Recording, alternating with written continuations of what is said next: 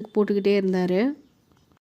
ஒரு வழியாக அவர் முடித்து அங்கேருந்து அவரை கிளப்பி கூட்டிகிட்டு போகிறதுக்குள்ளே போதும்னு ஆயிடுச்சு. ஸோ இன்னும் நிறைய கேம்ஸ் நாங்கள் விளையாண்டோம். பட் எல்லாத்தையும் ஷூட் பண்ண முடியல. நாங்களே விளையாண்டுட்டு இருந்ததுனால எங்களால் வீடியோ ஷூட் பண்ண முடியல. ஸோ கிளம்பிட்டோம் அங்கேருந்து.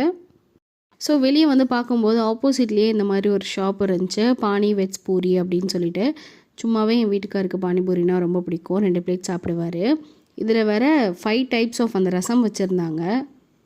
ஸோ விடுவாரா சார் போய் நின்றுட்டார். ஸோ 2 பிளேட் வாங்கி அந்த 5 டைப் ஆஃப் ரசமும் டேஸ்ட் பண்ணிட்டு தான் வந்தார்.